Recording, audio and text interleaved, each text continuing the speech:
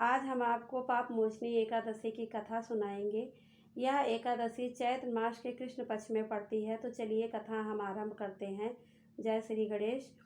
धर्मराज युधिष्ठिर बोले कि हे जनार्दन, चैत्र मास के कृष्ण पक्ष की एकादशी का क्या नाम है तथा उसकी विधि क्या है, कृपा करके आप मुझे बताइए।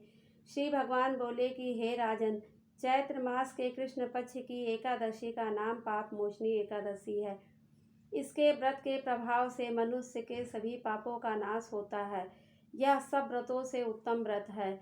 इस पाप मोचनी एकादशी के महात्म्य के श्रवण व पठन से समस्त पाप नाश को प्राप्त हो जाते हैं।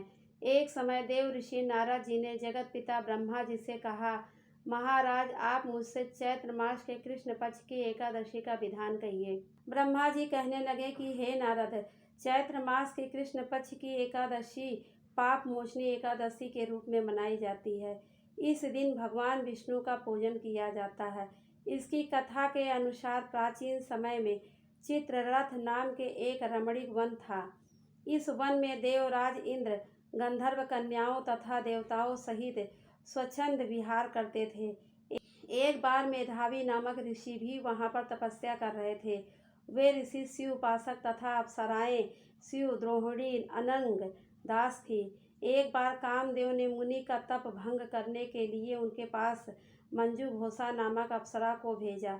युवावस्था वाले मुनि अप्सरा के हाव भाव, नृत्य, गीत तथा कटाक्षों पर काम मोहित हो गए। रति क्रीड़ा करते हुए 57 वर्ष व्यतीत हो गए। एक दिन मंजू घोषा ने देवलोक जाने की आज्ञा मांगी।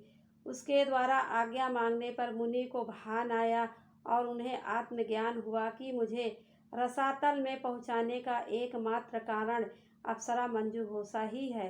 क्रोधित होकर उन्होंने मंजू घोषा को पिशाचिनी होने का श्राप दे दिया। श्राप सुनकर मंजू घोषा ने कांपते हुए ऋषि से मुक्ति का उपाय पूछा।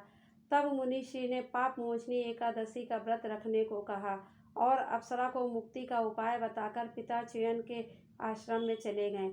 पुत्र के मुख से श्राप देने की बात सुनकर च्युयन ऋषि ने पुत्र की घोर निंदा की तथा उन्हें पाप मोचनी चैत्र कृष्ण एकादशी का व्रत करने की आज्ञा दी। व्रत के प्रभाव से मंजू घोषा अप्सरा पिशाचिनी देश से मुक्त होकर देवलोक चली गई।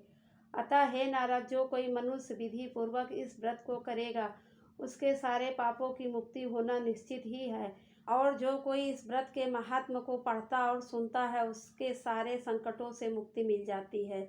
जय श्री कृष्णा। राधे राधे।